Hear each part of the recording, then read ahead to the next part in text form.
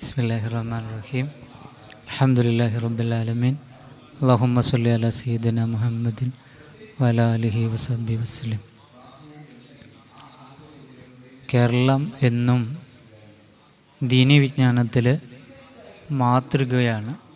മത പണ്ഡിതന്മാരെ സൃഷ്ടിക്കുന്നതിൽ വളരെ മാതൃകയായ രീതിയാണ് എല്ലാ കാലത്തും കേരളത്തിലെ ഉലമാക്കൾ സ്വീകരിച്ചു പോന്നിട്ടുള്ളത്.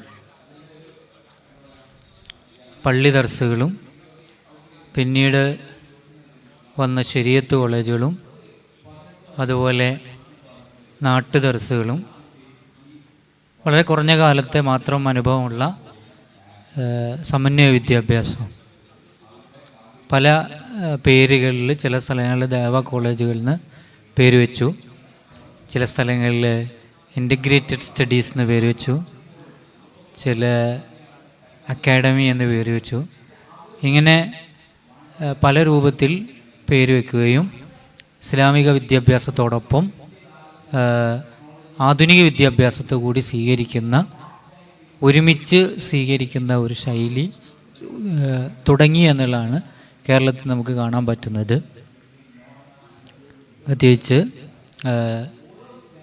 ദാറുൽ ഹുദ അക്കാഡമിയും അതുപോലെ വാഫി കോഴ്സുകളും അരീക്കോട് മജ്മഅ്, കോടമ്പുഴ ദാറുൽ മആരിഫ്, കൊണ്ടോട്ടി ബുഖാരി അടക്കമുള്ള ദേവ കോളേജുകൾ, അതുപോലെ അതിൻ്റെ പുതിയ കാലത്ത് വന്ന മദീനത്തുന്നൂർ, മർക്കസ് ഗാർഡൻ, അതുപോലെ മറ്റ് പല സ്ഥാപനങ്ങളും പിന്നീട് വികസിച്ച് വരികയും ചെയ്തു.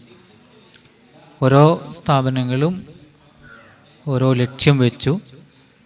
എല്ലാത്തിൻ്റെയും അതിൻ്റെ കോർ കണ്ടൻറ്റ് മതത്തോടൊപ്പം ഭൗതിക വിദ്യാഭ്യാസം ഉണ്ടാകുക, ഭൗതിക വിദ്യാഭ്യാസത്തിൻ്റെ സർട്ടിഫിക്കറ്റ് ഉണ്ടാവുക, ഭാഷ അതോടൊപ്പം കേവലം ഒരു ഭാഷ പഠിക്കുന്നതിനേക്കാൾ അപ്പുറം പുതിയ കാലത്തെ വിദ്യാഭ്യാസത്തിന് അനുഭവിക്കുക എന്ന ഒരു സിസ്റ്റം കൂടിയാണ് കോൺട്രിബ്യൂട്ട് ചെയ്തിരിക്കുന്നത്.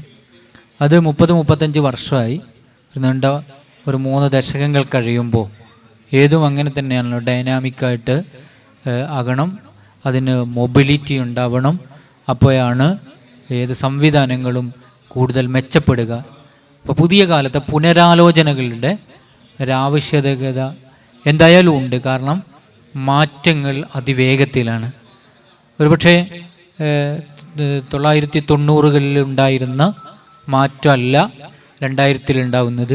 പക്ഷെ അതിനേക്കാളും വേഗത്തിലാണ് 2020-കളിൽ, ഇനി വരാൻ പോകുന്ന 2030-കളിൽ, 2040-കളിലൊക്കെ സംഭവിക്കുന്നത്. അപ്പോൾ ഈ വേഗത്തെ അഡ്രസ്സ് ചെയ്യാൻ, സ്പീഡിനെ അഡ്രസ്സ് ചെയ്യാൻ മുസ്ലിം കമ്മ്യൂണിറ്റിയും അവരുടെ മതരംഗത്തെ പഠനത്തിനും സാധ്യമാവണം എന്ന ഒരു ചർച്ചയാണ് ഇവിടെ നടക്കാനിരിക്കുന്നത്. ഇൻഷാ അല്ലാഹ് ഓരോരുത്തരും അവരുടേതായ അഭിപ്രായങ്ങൾ പങ്കുവെക്കുകയും ആ അഭിപ്രായങ്ങളിൽ വീണ്ടും ചർച്ചകൾ നടക്കുകയും നമ്മൾ പറഞ്ഞുകൊണ്ടിരിക്കുന്നത് എവിടെയെങ്കിലുമൊക്കെ പ്രതിഫലനം ഉണ്ടാകും, എവിടെയെങ്കിലുമൊക്കെ സ്വീകാര്യത ലഭിക്കും, എവിടെയെങ്കിലുമൊക്കെ അതിന് മാറ്റങ്ങൾ ഉണ്ടാകും എന്ന ലക്ഷ്യം വെച്ചുകൊണ്ടാണ് BKF ഇത്തരം ഒരു ചർച്ചയ്ക്ക് അവസരമൊരുക്കിയത്. ഇൻഷാ അല്ലാഹ് ഇവിടെ റഷീദ് ഹുദവി ഉണ്ട്, അതുപോലെ ഫൈസൽ ഉളിയിൽ ഉസ്താദുണ്ട്, റോഷൻ നൂറാനി ഉണ്ട്. എല്ലാവരും ഈ മേഖലയിലെ പ്രത്യേകിച്ചും ഈ സമന്വയ വിദ്യാഭ്യാസത്തിൻ്റെ ഉൽപ്പന്നങ്ങൾ കൂടിയാണ്. പുതിയ കാലത്തെക്കുറിച്ച് കൂടുതൽ ആലോചിച്ചു കൊണ്ടിരിക്കുന്നവരുമാണ്.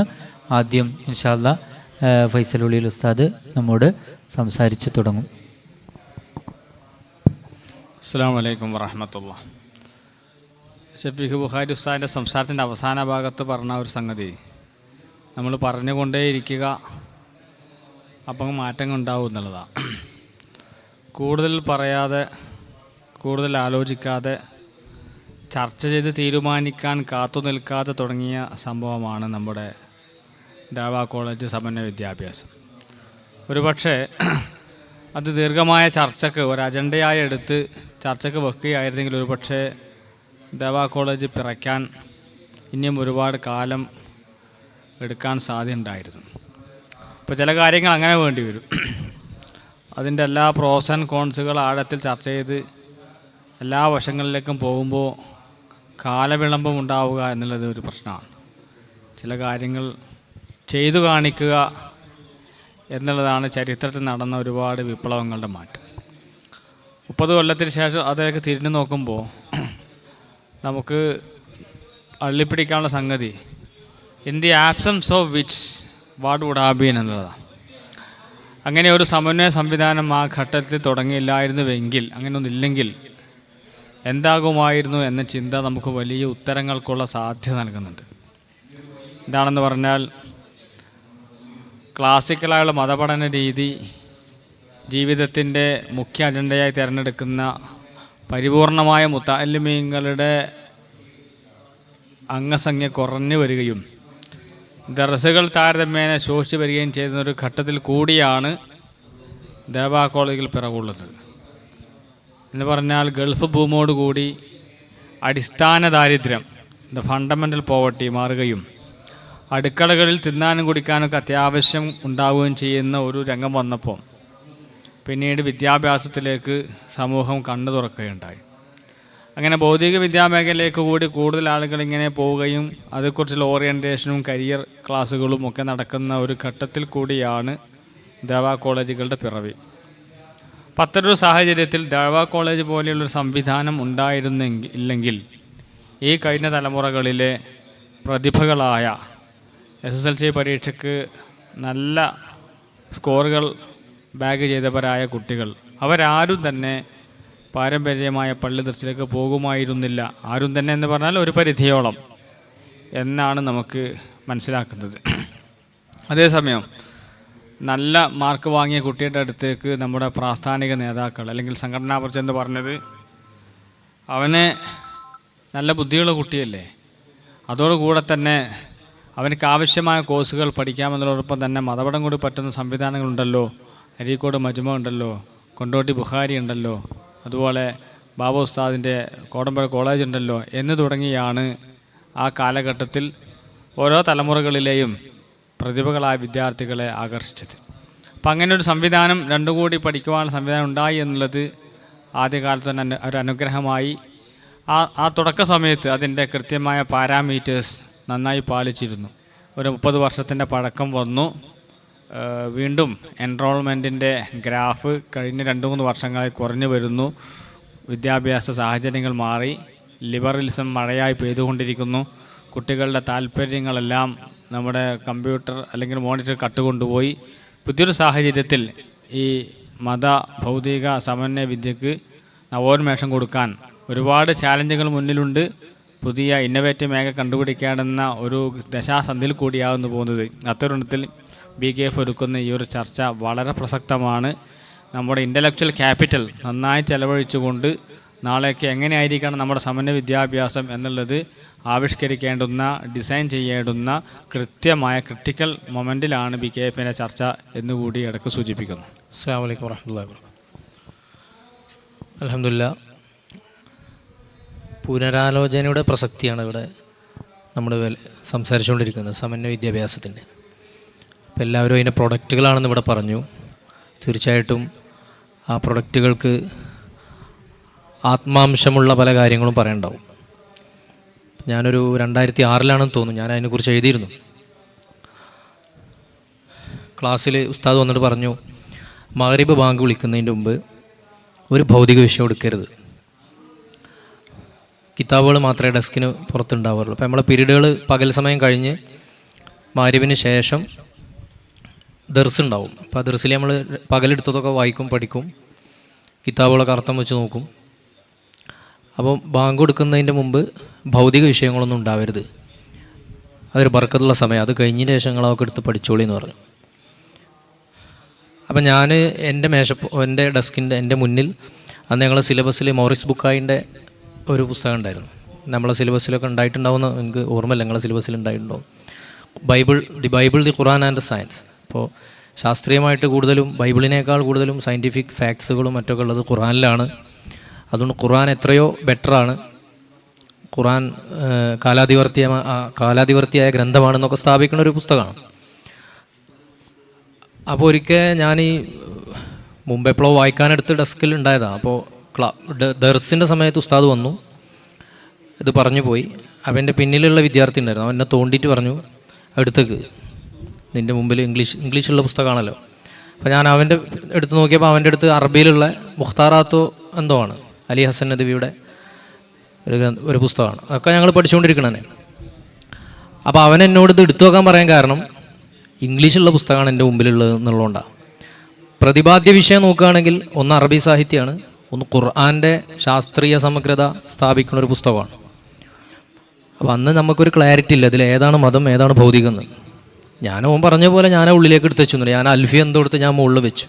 അപ്പോൾ ഞാൻ ഭൗതിക വിദ്യാഭ്യാസം ഞാൻ താഴെ വെക്കുകയും മതവിദ്യാഭ്യാസം ഞാൻ മുകളിലേക്ക് വെക്കുകയും ചെയ്തു. അങ്ങനെയാണ് അന്ന് ഞാനതിനെ വിലയിരുത്തിയത്. പിന്നെ വർഷങ്ങൾ കഴിഞ്ഞു, ഞാൻ പി ജിയിലെത്തിയപ്പോൾ ഒരിക്കൽ ഉസ്താദ് എന്താണ് മതവിദ്യാഭ്യാസം എന്താണ് ഭൗതിക വിദ്യാഭ്യാസം എന്നൊരു ചർച്ചൻ്റെ ഇടയിൽ ഷെയ്ഖുന ചെറുശ്ശേരി ഉസ്താദിനോട് ചോദിച്ചു. അപ്പോൾ ഉസ്താദ് പറഞ്ഞു ഉസ്താദിൻ്റെ ഒരു ശൈലിയിൽ, മാ തുലിബലി വജ്ഹില്ലാഹി, അതാണ് മതവിദ്യാഭ്യാസം. അപ്പോൾ അള്ളാഹുവിൻ്റെ വജഹിന് വേണ്ടി തേടുന്നത് എന്തും മതവിദ്യാഭ്യാസം. അപ്പം നമ്മൾ മതപരം എന്ന പേരിൽ നമ്മളെ ഇൽമുൽ ഉറൂറിയൊക്കെ നമ്മൾ മതപരം, ഇപ്പോൾ ഖുർആൻ ഹദീസ് ഇതൊക്കെ മതപരം നമ്മൾ പറയുമെങ്കിൽ പോലും പഠിക്കുന്നത് എന്തിനാണ് എന്നതിനെ ബേസ് ചെയ്തിട്ടൊരു ഡെഫിനിഷൻ രൂപീകരിക്കാം, അതിനനുസരിച്ച് മുന്നോട്ട് പോകാം എന്നുള്ളൊരു കുറച്ചും കൂടി ഒരു ക്ലാരിറ്റി. അത് അതിൻ്റെ മുമ്പ് നമുക്ക് ക്ലാരിറ്റി ഉണ്ടായിട്ടില്ല എന്നല്ല, പക്ഷേ ഉസ്താദ് ഒന്നും കൂടി പ്രഖ്യാപിച്ച് പറയുകയുണ്ടായി. അപ്പോൾ നിലവിൽ ഇപ്പോൾ നമ്മൾ എത്തി നിൽക്കുന്ന സാഹചര്യം, ഇപ്പോൾ ദാറുൽ ഹുദയൊക്കെ അതിനെക്കുറിച്ച് ചർച്ച ചെയ്തുകൊണ്ടിരിക്കുന്നുണ്ട്. പല പ്രയോഗങ്ങളും ആരംഭിച്ചിട്ടുണ്ട്. എങ്ങനെ പഠിപ്പിക്കണം, എന്താണ് മതബൗദ്ധിക വിദ്യാഭ്യാസം, അതെങ്ങനെ പഠിപ്പിക്കണം, അതിൻ്റെ ക്ലാരിറ്റി എങ്ങനെ ഉണ്ടാക്കണം. അപ്പോൾ ഒരാൾക്ക് ഇപ്പോൾ നമ്മുടെ സംഘടനാ പരിസരങ്ങളിൽ നിന്ന് ഒരുപാട് ചർച്ചകളും ഡിബേറ്റുകളും ഒക്കെ വന്നു, നിലവാരമുള്ളതും ഇല്ലാത്തതൊക്കെ. മതവിദ്യാർത്ഥി സോഷ്യൽ സയൻസ് പഠിക്കാൻ പാടില്ല, മതവിദ്യാർത്ഥി ലിറ്ററേച്ചർ പഠിക്കാൻ പാടില്ല, അതിലൊക്കെ യൂറോ സെൻട്രിക് ലിബറൽ വാല്യൂസാണുള്ളത്, അവനിതുമായി പരിചയപ്പെടുമ്പോൾ അവൻ അതിലേക്ക് എക്സ്പോസ്ഡ് ആവുന്നു, അങ്ങനെയുള്ള കുറേ പ്രശ്നങ്ങളൊക്കെ പറഞ്ഞു. പക്ഷെ അതേസമയം നമ്മൾ കണ്ടൊരു കാഴ്ചയിൽ സോഷ്യൽ സയൻസ് പഠിക്കുകയും അതിൻ്റെ ടേംസ് ഉപയോഗിച്ചിട്ട് അതിൻ്റെ തന്നെ എസ്റ്റാബ്ലിഷ്മെൻറ്റുകളെ പൊളിക്കുകയും ചെയ്യുന്ന മതവിദ്യാർത്ഥികൾ നമ്മുടെ സമന്വയ കോളേജുകൾ സ്ഥാപനങ്ങളിൽ നിന്നുണ്ടായി. എൻ്റെയൊക്കെ കുറേ ഉദ്യോഗസ്ഥന്മാർ എനിക്ക് പേഴ്സണലായിട്ട് പരിചയമുള്ളവർ എന്താണ് പാരമ്പര്യം, അതിനെ എന്തുകൊണ്ട് നമ്മൾ പാരമ്പര്യത്തോട് ചേർന്ന് നിൽക്കണം എന്നൊക്കെ ഇതേ ടെർമിനോളജി ഉപയോഗിച്ചും ഇട്ട് തന്നെ നമുക്ക് വിശദീകരിച്ച് തരുകയുണ്ടായി. അപ്പോൾ ഇനി നമ്മൾ എൻ്റെ പേഴ്സണലായ അഭിപ്രായത്തിൽ ഈ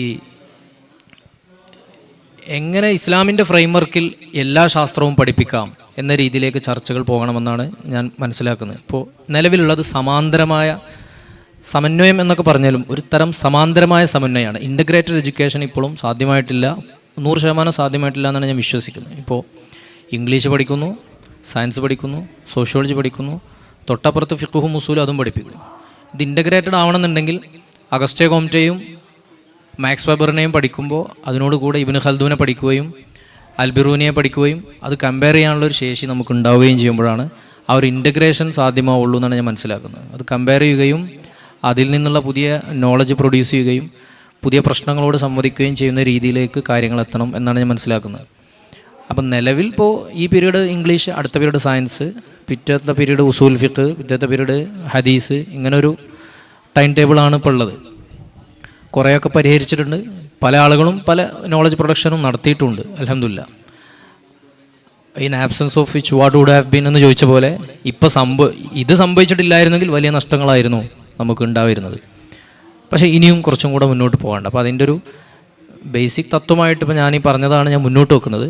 ഇനി മറ്റു ചില കാര്യങ്ങളൂടെയൊക്കെ പറയാനുണ്ട്, എല്ലാവരും പറഞ്ഞതിന് ശേഷം വഴിയെ പറയാം ഇൻഷാ അല്ലാഹ്. ബിസ്മില്ലാഹിർ റഹ്മാനിർ റഹീം. സമന്വയ വിദ്യാഭ്യാസം പുനരാലോചിക്കൊണ്ടിരിക്കുകയാണ്, അത് നിരന്തരം പറഞ്ഞുകൊണ്ടിരിക്കുക എന്നുള്ള ഒരു ചിന്തയിലാണ് നമ്മൾ ഇവിടെ ഈ സദസ്സ് ഇരിക്കുന്നത്. ഈ പുനരാലോചന ഞാൻ 30 വർഷത്തിൻ്റെ അല്ലെങ്കിൽ 35-40 വർഷത്തിൻ്റെ അവിടെ നിന്ന് തുടങ്ങിയതല്ല. നേരത്തെ സൂചിപ്പിച്ചതുപോലെ ഇസ്ലാമിക ചരിത്രത്തിൽ ഉടനീളം ഉലമാഇൻ്റെ കർത്തൃത്വത്തിൽ സംഭവിച്ചു കൊണ്ടിരിക്കുന്ന വിദ്യാഭ്യാസപരമായ ചിന്തകളുടെയും നൈരന്തര്യത്തിൻ്റെയും ഒക്കെ തുടർച്ച തന്നെയാണ് ഈ ഒരു ആലോചന എന്ന് മനസ്സിലാക്കാനാണ് ഞാൻ ആഗ്രഹിക്കുന്നത്. ഇപ്പോൾ ഇൻ്റഗ്രേറ്റഡ് വിദ്യാഭ്യാസം എന്ന് പറയുമ്പോഴും എന്താണ് ആധുനിക അല്ലെങ്കിൽ ടെക്നോളജിയും ആർട്ടിഫിഷ്യൽ ഇൻ്റലിജൻസും സയൻറ്റിഫിക് ടെമ്പറാമെൻറ്റുകളും അല്ലെങ്കിൽ സയൻറ്റിഫിക് മാപിനികളൊക്കെ വെച്ച് അതിന് ഡൊമിനൻസ് കിട്ടിയ ഒരു കാലഘട്ടത്തിൽ നമ്മൾ എത്തിച്ചേരാൻ ഉദ്ദേശിക്കുന്ന ഒരു മാപിനി എന്ന് പറയുന്നത് നല്ല സയൻറ്റിസ്റ്റായ നല്ലൊരു മുതഅല്ലിം ഉണ്ടാവുക, അല്ലെങ്കിൽ അഡ്മിനിസ്ട്രേറ്റർ ഉണ്ടാവുക, അല്ലെങ്കിൽ സാഹിത്യ മേഖലകളിൽ ആളുകൾ ഉണ്ടാവുക എന്നുള്ളതാണ്. ഈ ഒരു ഇത് ചരിത്രത്തിലേക്ക് തിരിഞ്ഞു നോക്കുമ്പോൾ നമ്മൾ എത്തിപ്പെടേണ്ടത്, അല്ലെങ്കിൽ നമുക്ക് ഉള്ള മോഡൽ അഭിനവ അബൂ ഹാമിദുൽ ഗസാലിമാരെ, അൽ ഖവാരിസ്മിമാരെ, അല്ലെങ്കിൽ ഇബ്നു ഹൈസമുമാരെ, അവിസന്നമാരെ, ഇബ്നു സീനമാരെ ചരിത്രപരമായിട്ടാണ്, അഖീദപരമായിട്ടല്ല. അവരൊക്കെ വീണ്ടും റീപ്രൊഡ്യൂസ് ചെയ്യുക എന്നുള്ളത് തന്നെയാണ് ഇതിൻ്റെ ഒരു ലക്ഷ്യം, അല്ലെങ്കിൽ സമന്വയ വിദ്യാഭ്യാസത്തിൻ്റെ അറ്റ് ദ എൻഡ്. ചരിത്രത്തിൽ ഇസ്ലാമിക ചരിത്രം ഒരു കാലഘട്ടത്തിൽ പ്രൊഡ്യൂസ് ചെയ്ത വളരെ സക്സസ്ഫുള്ളായ coat and cold golden age എന്ന് വിളിക്കുന്ന സുവർണ കാലഘട്ടം എന്ന് വിളിക്കപ്പെടുന്ന ആ ഒരു സമയം അത് എങ്ങനെയാണ് പ്രൊഡ്യൂസ് ചെയ്യപ്പെട്ടത് എന്ന് ചിന്തിക്കുക എന്നുള്ളതും, എവിടെയാണ് നമ്മൾ വീണ്ടും പിന്നിലോട്ട് തിരിച്ചു നടന്ന് ആ പിന്നിലോട്ട് തിരിച്ചു നടക്കുന്നത് തന്നെയാണ് മുന്നോട്ടുള്ള വഴി എന്ന് നമ്മൾ നിരന്തരം മനസ്സിലാക്കിക്കൊണ്ടിരിക്കുന്നവരും, അല്ലെങ്കിൽ നമ്മുടെ ചരിത്രം, നമ്മളെ മെത്തഡോളജി അങ്ങനെ തന്നെയാണ്. പിന്നോട്ട് തിരിഞ്ഞ് പിന്നിലേക്ക് നോക്കി മുന്നോട്ട് നടക്കുക എന്നുള്ളതാണ് സുന്നികളുടെ പൊതുവായിട്ടുള്ള ഒരു രീതിശാസ്ത്രം. ആ രീതിശാസ്ത്രം തന്നെ സമന്വയ വിദ്യാഭ്യാസത്തിലും സാധ്യമാണ് എന്നുള്ളതാണ് ഞാൻ മനസ്സിലാക്കുന്നത്. ഇസ്ലാമിക കരിക്കുലം അല്ലെങ്കിൽ ക്യൂൻ ഓഫ് ഏത് പാഠ്യപദ്ധതിയുടെയും, അല്ലെങ്കിൽ അതിൻ്റെ പാഠ്യപദ്ധതിയാണ് ഏത് വിദ്യാഭ്യാസ സിസ്റ്റത്തിൻ്റെയും മദർ, അല്ലെങ്കിൽ അതിൻ്റെ രാജ്ഞി എന്നറിയപ്പെടുന്നത്. അപ്പോൾ ആ കരിക്കുലം തന്നെയാണ്, അല്ലെങ്കിൽ ഈ ഒരു ക്വസ്റ്റ്യൻ ഒരേ സമയത്ത് നല്ലൊരു തിയോളജിയൻ ആയിരിക്കുമ്പോൾ തന്നെ നല്ല സയൻറ്റിസ്റ്റ്, അല്ലെങ്കിൽ നല്ലൊരു ആസ്ട്രോണമർ, നല്ലൊരു സഞ്ചാരി, നല്ലൊരു ലിറ്റർ നമുക്ക് ചരിത്രത്തിൽ കാണാം. അബൂ ഹാമിദുൽ ഗസാലിയും ഇബ്നു ബത്തൂത്തയും അൽ ഖവാരിസ്മിയും ഇബ്നു റുഷ്ദും എല്ലാം ഇതിനുള്ള മറുപടികളാണ്. ഒരേ സമയത്ത് തിയോളജിയനും സയൻറ്റിസ്റ്റും ഡിപ്ലോമാറ്റും സഞ്ചാരിയൊക്കെ ആവുന്നത് എന്നുള്ളത്. അപ്പോൾ ആ കരിക്കുലം എങ്ങനെയാണ്, അല്ലെങ്കിൽ ആ കരിക്കുലത്തെ ആധുനികമായിട്ടുള്ള റിയാലിറ്റികളെ കൂടി അഡ്രസ്സ് ചെയ്യുന്ന രൂപത്തിൽ, അല്ലെങ്കിൽ ആ ലേണിംഗ് മെത്തഡോളജിയെ എങ്ങനെ റീപ്രൊഡ്യൂസ് ചെയ്യാൻ കഴിയും എന്നുള്ള നിരന്തരമായിട്ടുള്ള ആലോചനകളാണ് നമ്മൾ നടത്തിക്കൊണ്ടിരിക്കേണ്ടത്.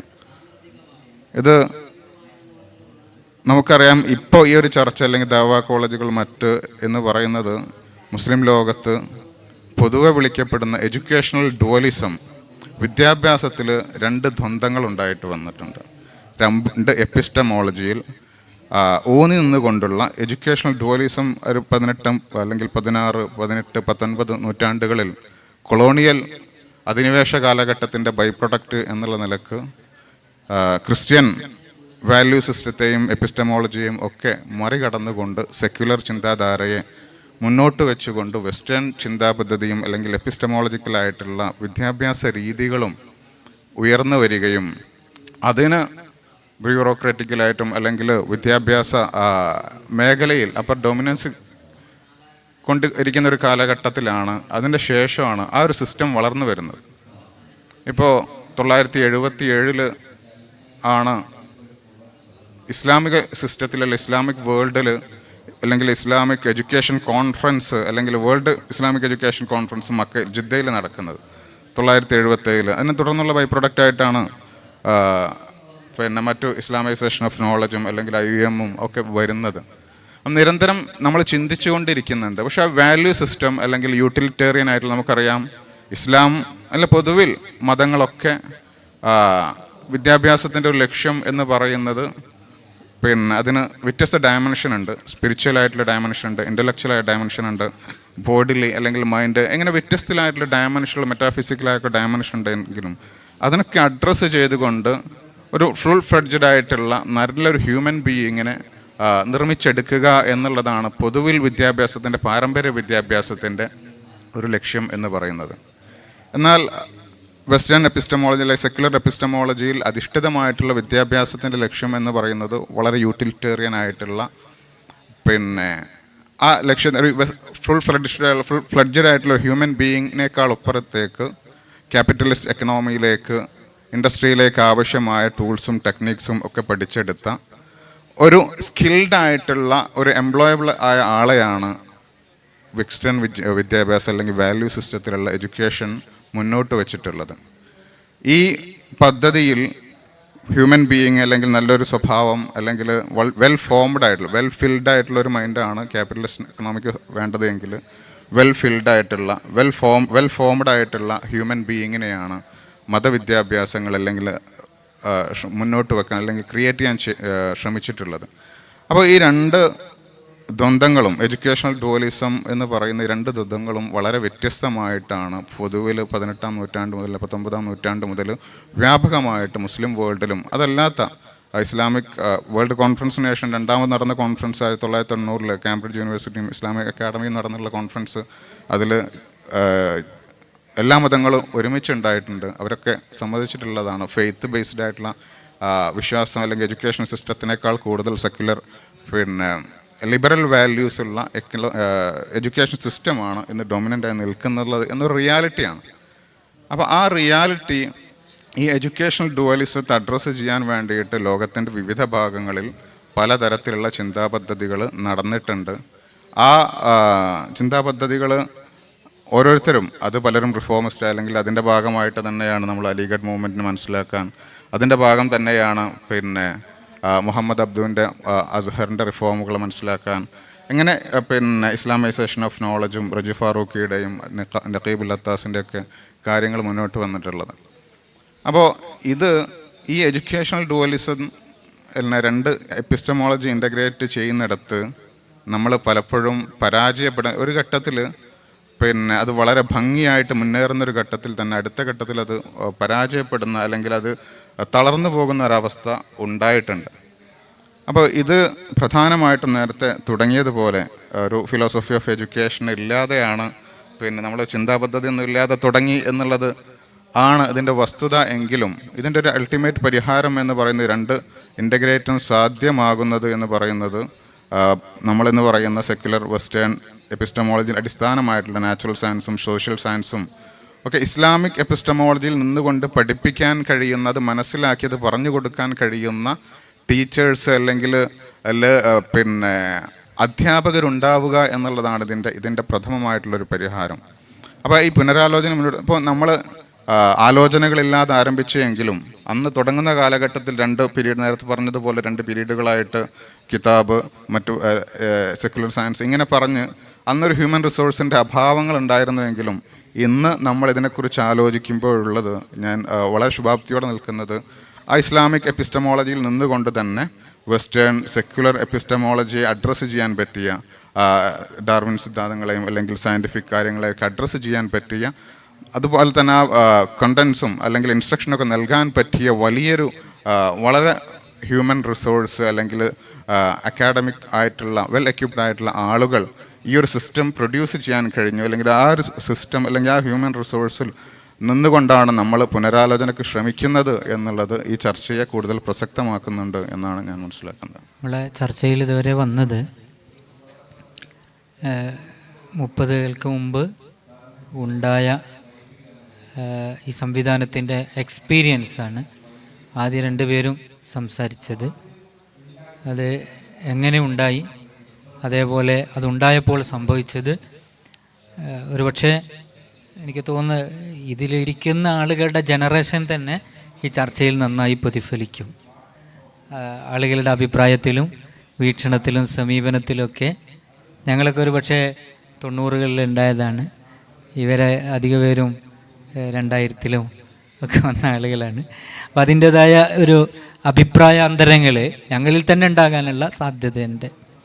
എന്തായിരുന്നാലും ഒരു കാര്യം സംഭവിക്കേണ്ടിയിരുന്നു, ഇൻ്റഗ്രേറ്റഡ് ആവേണ്ടിയിരുന്നു എന്ന് പറഞ്ഞാൽ ഹദീസ് അല്ലെങ്കിൽ ഖുർആൻ പീരീഡ് കഴിഞ്ഞ് അടുത്ത് ഇംഗ്ലീഷ് ലിറ്ററേച്ചർ ഷേക്സ്പിയർ പഠിക്കുന്നു, കുറച്ച് കഴിഞ്ഞിട്ട് വേസ്റ്റ് ലാൻഡ് പഠിക്കുന്നു. ഇങ്ങനെ വ്യത്യസ്തമായി പഠിക്കുകയും അല്ലെങ്കിൽ കൊമേഴ്സ് പഠിക്കുന്നു, പിന്നെ മറ്റ് സാമ്പത്തിക ശാസ്ത്ര വിഷയങ്ങളെക്കുറിച്ച് പഠിക്കുന്നു.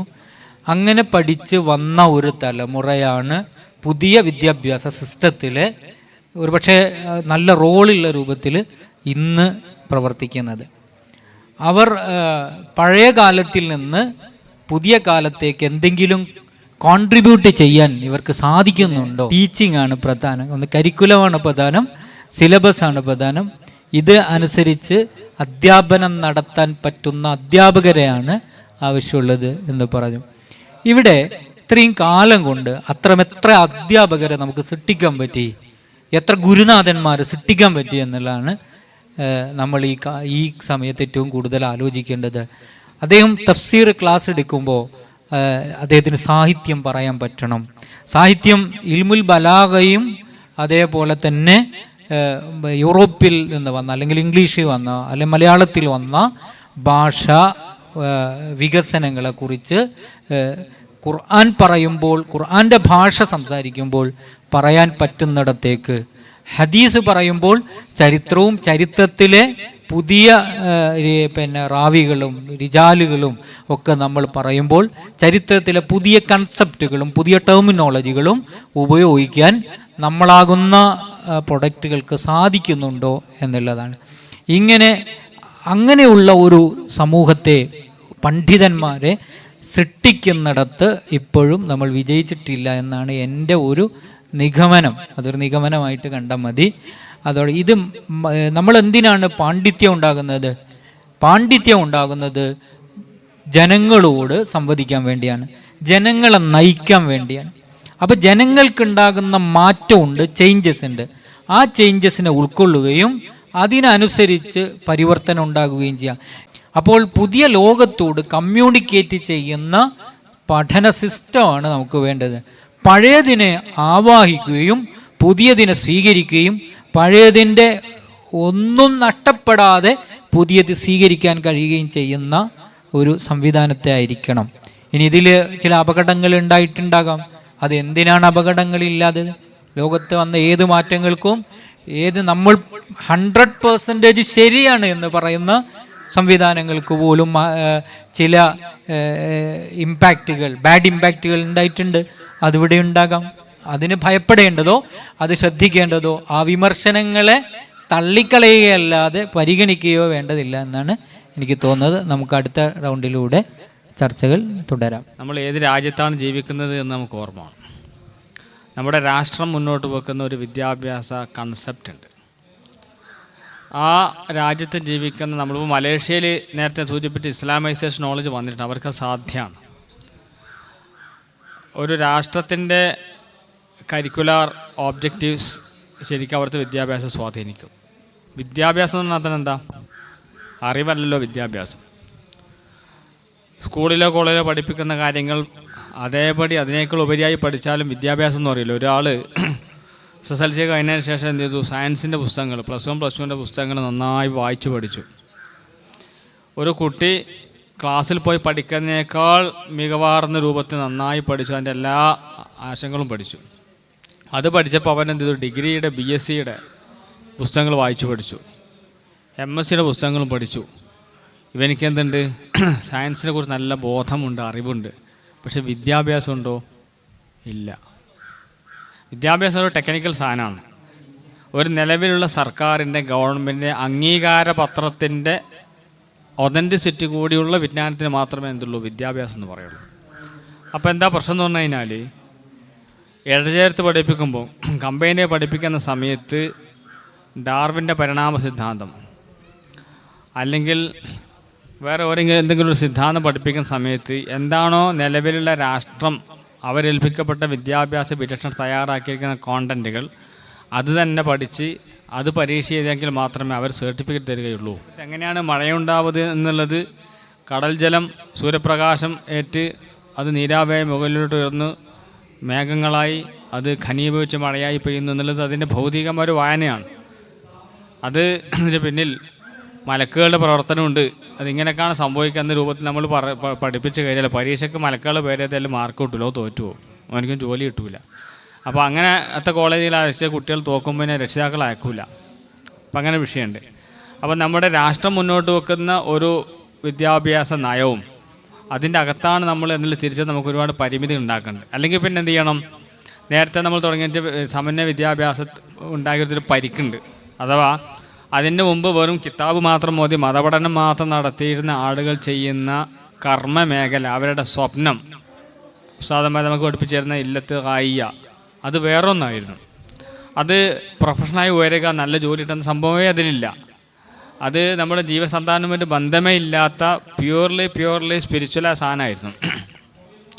ഒതുക്കുങ്ങൽ ഇഹിയാസ് നമ്മുടെ സ്ഥാപനത്തിൻ്റെ പ്രസിഡന്റ് റയീസുൽ ഉലമ സുലൈമാൻ ഉസ്താദ് അവർകളാണ്. ഉസ്താദ് ഷെയ്ഖുന ബഹറുൽ മോക്കെ ഉസ്താദിൻ്റെ അടുത്ത് ദീർഘകാലം ഓതി പഠിച്ച് പിന്നെ ഖിരീജായി പുറത്തിറങ്ങിയ ശേഷം ഷെയ്ഖുന പറയുന്നത് ഒതുക്കുങ്ങൽ ഇഹിയാസ് സുന്നയിൽ മുദരിസായി പിന്നെ ഇവിടെ ജോലിക്ക് നിൽക്കണം, ഇവിടെ നിൽക്കണം എന്ന് പറഞ്ഞ ഒരു സ്ഥലത്ത് ഇരുത്തുകയാണ്. അപ്പോൾ പറഞ്ഞ ഉടനെ പറയും ശമ്പളമൊന്നും ഉണ്ടാവില്ല കേട്ടോ എന്ന് പറഞ്ഞു. ശമ്പളമൊന്നും ഉണ്ടാവില്ല കേട്ടോ. അപ്പോൾ അതിന് ഉസ്താദ് പറയുന്ന മറുപടി, അത് വേണ്ട, ഞാൻ ഒന്നും കൂടി ഓതുകയാണെന്ന് വെച്ചാൽ പോരെ.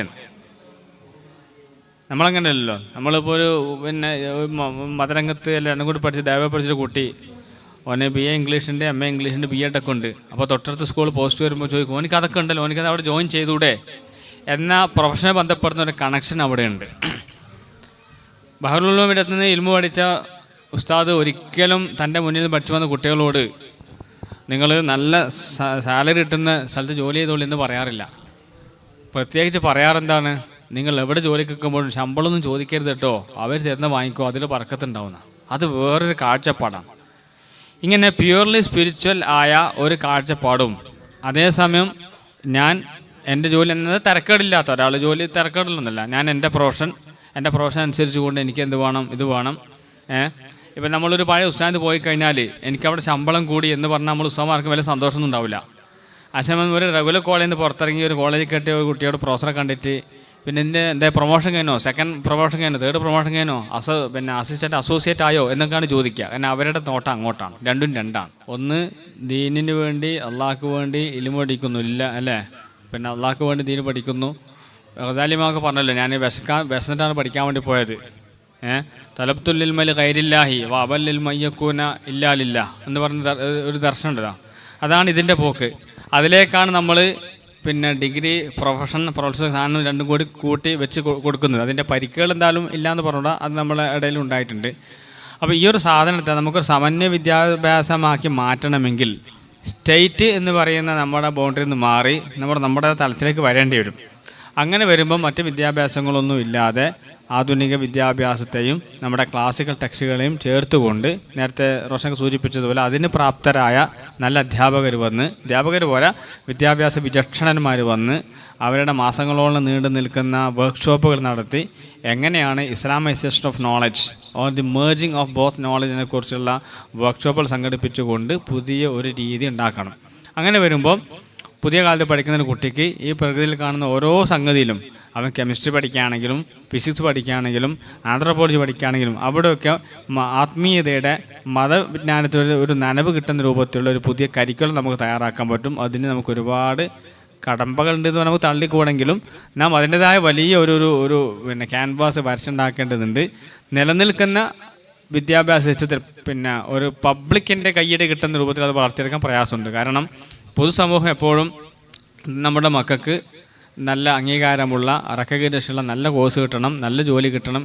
ഇപ്പം മാറിയില്ലേ, നമുക്കറിയാം. ഒരു 25 കൊല്ലമൊക്കെ ഭയങ്കരമായ മാറ്റമാണ് വന്നത്. കോഴിക്കോട് റെയിൽവേ സ്റ്റേഷനിലൊക്കെ പോയാൽ മലപ്പുറം ജില്ലയിലൊക്കെ നല്ല പിന്നെ പുറത്തേക്ക് ധരിച്ച താത്തമാരും ഉമ്മമാരൊക്കെ വന്നിട്ട് സ്വന്തം പെൺകുട്ടികളെ കയറ്റി വിടുകയാണ്. JNUലേക്കും ജാമ്യയിലേക്കും അടിച്ച് പോവാണ്. അവർ ഇവിടുന്ന് പോകുന്നവരൊക്കെ ഉണ്ടാവും, വണ്ടിയെല്ലാം കയറിക്കാൻ കോലം മാറ്റാണ്. പക്ഷെ അതൊന്നും നമുക്ക് പ്രശ്നമല്ല. പഠിച്ചാൽ മതി, നല്ല ഉദ്യോഗം കിട്ടണം, നല്ല ഉദ്യോഗസ്ഥകളും ആകണം എന്ന രൂപത്തേക്ക് കാലങ്ങൾ മാറി വന്നിട്ടുണ്ട്. അതുകൊണ്ട് എന്തായിരിക്കണം ഭാവിയുടെ നമ്മുടെ സമന്വയ വിദ്യാഭ്യാസം, മതവിദ്യാഭ്യാസം ഒക്കെ എന്തായിരിക്കണം എന്നതിനെക്കുറിച്ചുള്ള കരുതലോടുകൂടിയുള്ള അക്കാഡമിക് ചർച്ചകൾ ഇവിടെ നിർത്താൻ പാടില്ല. ഇനിയും ഉറക്കെ വിളിച്ചുകൊണ്ട് രാത്രിയെ പകലാക്കിക്കൊണ്ട് ചർച്ച നടത്തിയെങ്കിൽ മാത്രമേ only we can preserve a new spiritual and combined Islamic educational system. ഇപ്പോൾ നേരത്തെ രണ്ടുപേരും ബൈഫോക്കേഷൻ ഓഫ് നോളജിനെ കുറിച്ച് പറഞ്ഞു. നോളജിനെ മതവും ഭൗതികവും ആയിട്ട് ബൈഫർക്കേറ്റ് ചെയ്തുകൊണ്ടാണ് സത്യത്തിൽ സമന്വയം എന്നുള്ളൊരു പരിപാടി നമ്മൾ തുടങ്ങിയത്. യഥാർത്ഥത്തിൽ ഇസ്ലാമിൽ നോളജ് എന്ന് പറഞ്ഞാൽ ഇൻ്റഗ്രേറ്റഡ് തന്നെയാണ്. അത് പ്രകൃതി, the way we look at the people, the way we look at the nature, the way we look at everything, അത് ബേസ് ചെയ്തിട്ട് നമ്മൾ നോളജ് പ്രൊഡ്യൂസ് ചെയ്യുമ്പോൾ ഓട്ടോമാറ്റിക് അതിന് ഇസ്ലാമിൻ്റെ ഫ്രെയിംവർക്ക് എന്നാണ് അത് വരിക. ഇപ്പോൾ ഫ്രാൻസിസ് ബേക്കണൊക്കെ പറഞ്ഞ് പ്രകൃതിയുടെ മേൽ നമ്മൾ ആധിപത്യം സ്ഥാപിക്കുന്നു എന്നാണ്. അതായിരുന്നു സെക്കുലർ നോളജിൻ്റെ ഒരു പ്രത്യേകത. അപ്പോൾ പ്രകൃതി എത്രയും ചൂഷണം ചെയ്യാം, മനുഷ്യന്മാർക്ക് ലാഭം ഉണ്ടാക്കിയാൽ പറ്റിയാൽ മതി. നേരെ മറിച്ച് ഈ സ്വഭാവത്തെക്കുറിച്ചാണ് നഖീബുൽ അത്താസ് പറഞ്ഞ ഡീകൺസിക്രേഷൻ ഓഫ് നേച്ചർ. പ്രകൃതിയെ ഡീകൺസിക്രേറ്റ് ചെയ്യുക, അതിനൊരു വാല്യൂ ഇല്ലാതാക്കുക, അതിന് മനുഷ്യനെ അനുഭവിക്കാൻ പറ്റിയ മാക്സിമം അതിലുണ്ടെന്ന് വരുത്തുക. അതാണ് സെക്കുലറിസത്തിൻ്റെ ഒരു സ്വഭാവം. പക്ഷെ ഒരു മുസ്ലിമാണെന്നുണ്ടെങ്കിൽ അത് മിൻ ആയാത്തില്ലയാണ് പ്രകൃതി. അപ്പോൾ അങ്ങനെ അവൻ അതിനെ നോക്കൂ. അപ്പോൾ ഈ രണ്ട് പേഴ്സ്പെക്റ്റീവിലുള്ള, ഈ രണ്ട് ഫ്രെയിംവർക്കിലുള്ള വ്യത്യാസം, ഈ രണ്ട് വേൾഡ് വ്യൂവിലുള്ള വ്യത്യാസം, അത് വിലയിരുത്തി, ഇപ്പോൾ ഉസ്താദ് പറഞ്ഞു അത് വിലയിരുത്തിയിട്ട് നമ്മൾ മുന്നോട്ട് പോകണം. ഉസ്താദ് പറഞ്ഞത് സ്റ്റേറ്റ് എന്നുള്ളൊരു പ്രശ്നം ഇവിടെ ഉണ്ട്. യഥാർത്ഥത്തിൽ സ്റ്റേറ്റ് എന്നുള്ളതിലുപരി ദ എൻറ്റയർ വേൾഡ് ഓർഡർ തന്നെ സെക്കുലർ ലിബറൽ സിസ്റ്റത്തിൽ ബേസ്ഡ് ആണ്. അപ്പോൾ പിന്നെ നമുക്ക് ചെയ്യാൻ പറ്റുന്ന എന്താണുള്ളൊരു ചോദ്യമുണ്ട്. നമ്മളിൽ പാരലൽ വേൾഡ് ഉണ്ടാക്കിയതുകൊണ്ട് കാര്യമുണ്ടോ? അപ്പോൾ ഞാനൊരിക്കൽ കോഴിക്കോട് നിൽക്കുമ്പോൾ അവിടെ മെഡിക്കൽ കോളേജിന് സമീപത്തുള്ള ഒരു പള്ളി ദർസിലെ 2-3 കുട്ടികൾ, അപ്പോൾ ഞങ്ങളിങ്ങനെ സംസാരിച്ചു, ഒരു വിഷയങ്ങളൊക്കെ ചർച്ച ചെയ്തു. അപ്പോൾ അവരെന്നോട് പറഞ്ഞു, പിന്നെ ഒരു സ്ഥാപനത്തെക്കുറിച്ച് പറഞ്ഞു, അവിടെ നല്ല കോഴ്സുകളുണ്ടോ?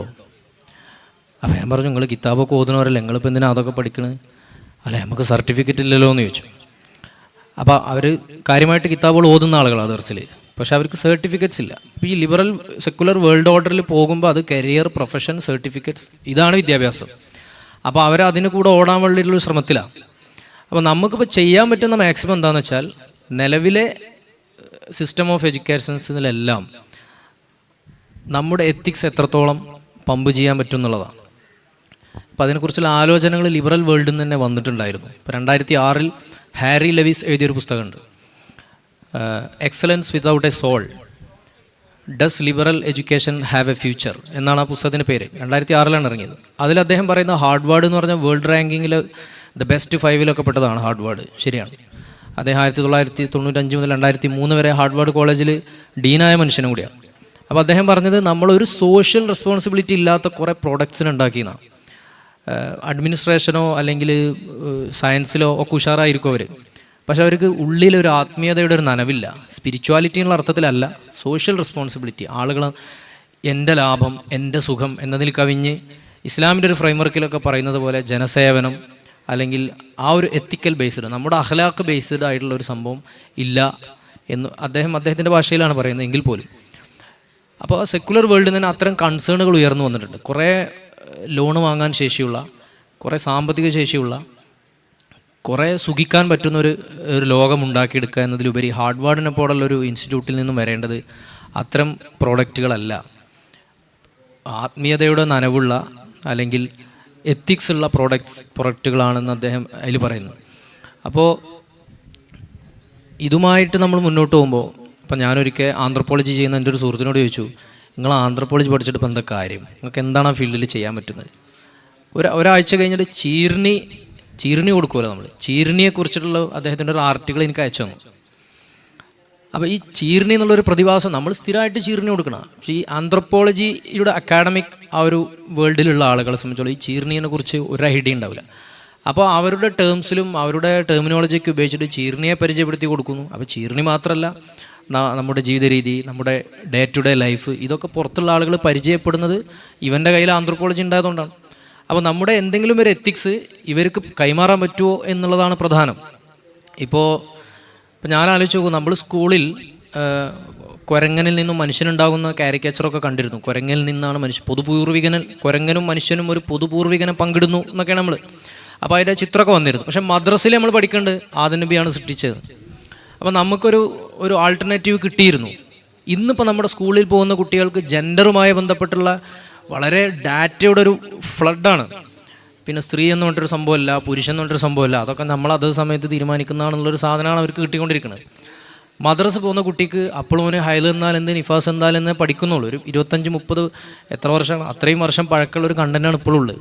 അപ്പോൾ നമ്മൾ മദ്രസയിലെ ഇത് മാറ്റിയിട്ട് അതിൻ്റെ അഖീദയുടെ ഭാഗമായിട്ട് തന്നെ ദർ ഈസ് എൻ എസെൻസുകളുണ്ട്. We believe in എസെൻസസ്.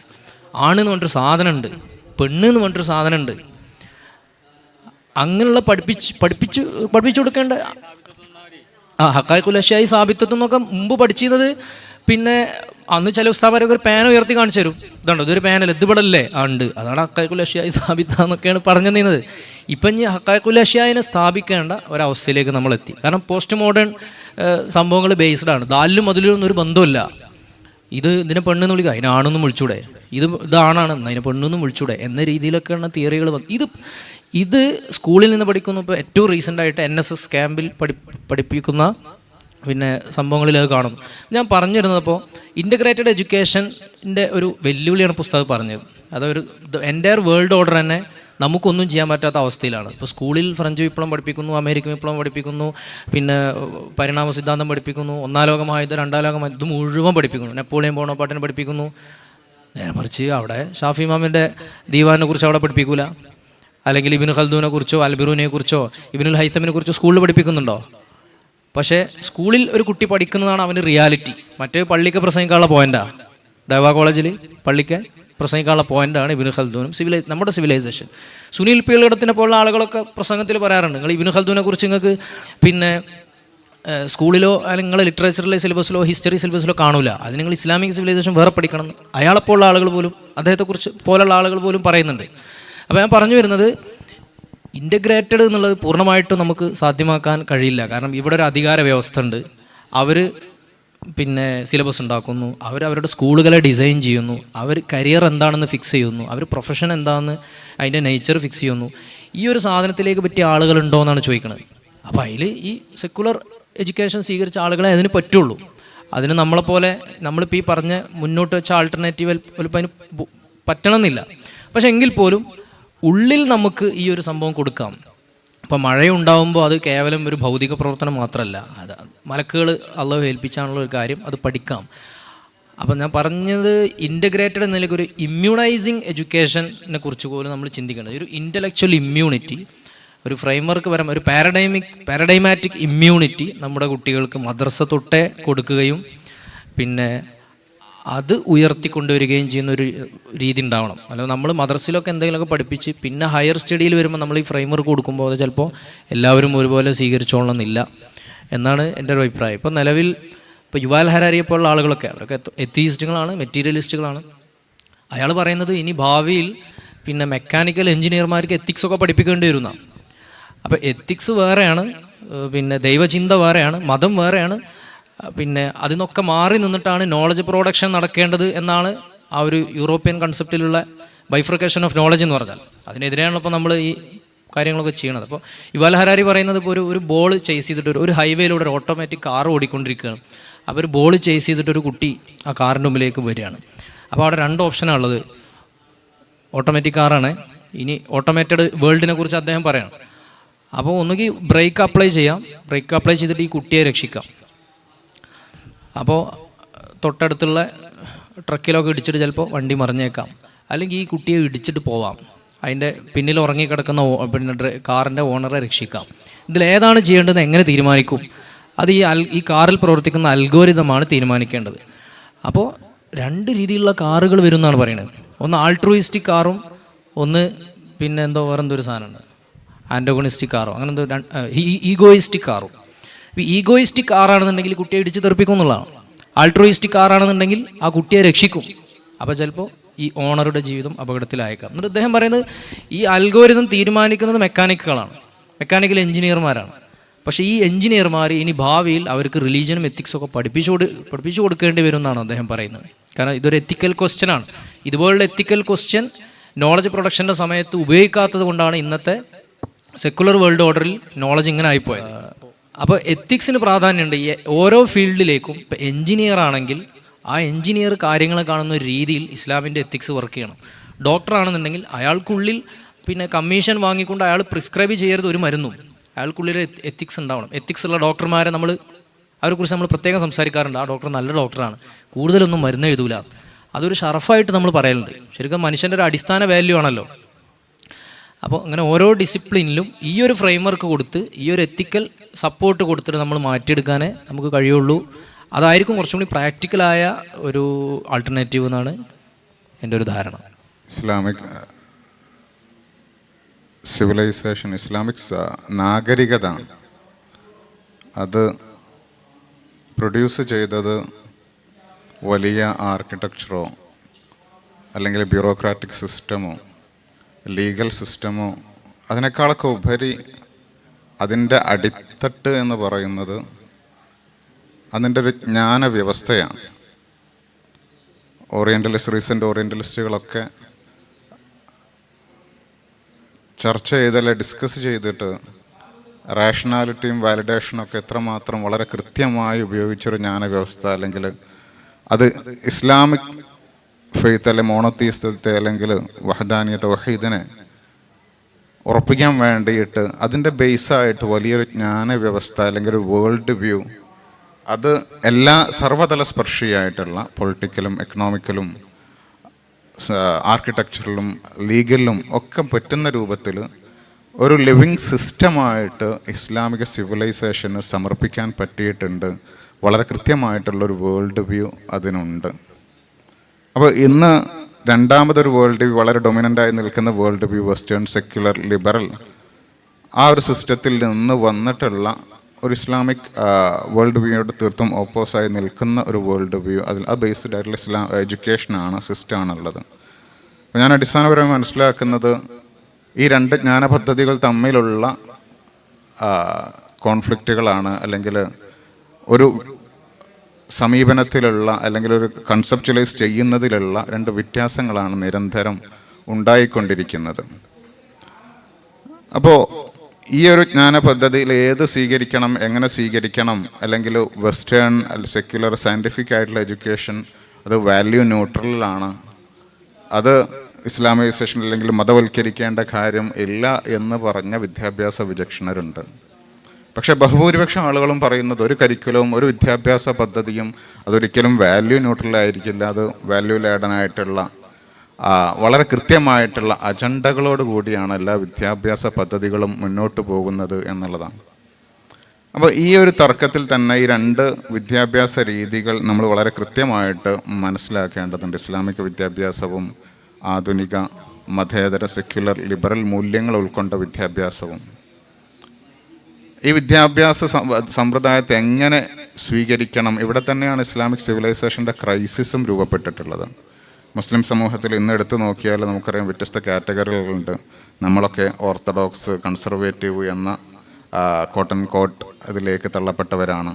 പുരോഗമനവാദികൾ, progressive Muslims എന്ന് പറയുന്ന ആളുകളുണ്ട്, ലിബറൽ മുസ്ലിംസ് എന്ന് പറയുന്ന ആളുകളുണ്ട്, ഇപ്പോൾ റിഫോമിസ്റ്റുകൾ എന്ന് പറയുന്ന വ്യത്യസ്ത കാറ്റഗറികളൊക്കെ ഉണ്ട്.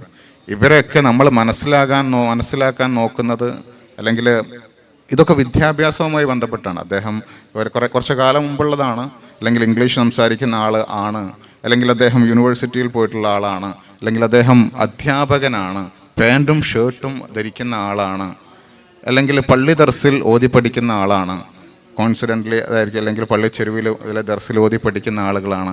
ഇത്തരം വിദ്യാഭ്യാസവുമായി ബന്ധപ്പെട്ട ഇമാജിനറീസ് അല്ലെങ്കിൽ മറ്റു കാര്യങ്ങളാണ്, അല്ലെങ്കിൽ മാനദണ്ഡങ്ങളാണ് നമ്മൾ ഈ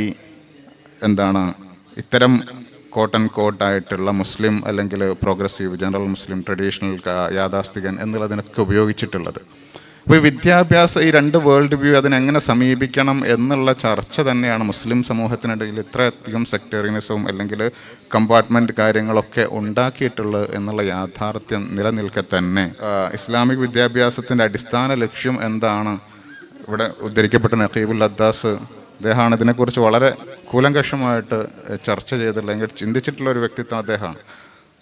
അവർ പറയുന്നത് തർബിയത്ത് എന്നുള്ള ടേം വളരെ മോഡേൺ എഡ്യൂക്കേഷൻ ഇതിനോട് ബന്ധപ്പെട്ട് നിൽക്കുന്ന ഒരു കാര്യം തന്നെയാണ്. അല്ലെങ്കിൽ എന്ന് പറയുന്നത് അത് മോഡേൺ ലാറ്റിൻ അതിൻ്റെ എറ്റിമോളജിയും അതിൻ്റെ കൺസെപ്റ്റും ഒക്കെ നിൽക്കുമ്പോൾ, അങ്ങനെ തന്നെ നിൽക്കുമ്പോഴും ഇസ്ലാമിക് കൺസെപ്റ്റ് പ്രകാരം തഅദീബ് എന്നുള്ളതാണ് അടിസ്ഥാനപരമായിട്ട് ഇസ്ലാമിക വിദ്യാഭ്യാസത്തിൻ്റെ ലക്ഷ്യം എന്നുള്ളതാണ്. തഅദീബിനെ അദ്ദേഹം വിവക്ഷിക്കുന്നത് മനസ്സും ശരീരവും ബോഡിയും അതെങ്ങനെയാണ് പ്രോപ്പറായിട്ട് ഭൂമിയിൽ നിൽക്കേണ്ടത്, അല്ലെങ്കിൽ അവർ സമീപിക്കുന്ന അപ്രോച്ച് ചെയ്യുന്നതിനോടുള്ള സമീപനം എങ്ങനെയായിരിക്കണം എന്നുള്ള കൃത്യമായൊരു ബോധ്യം ഉണ്ടാവുക, അത് ജീവിതത്തിൽ മുഴുവൻ പ്രകടമാവുക എന്നുള്ളതാണ്.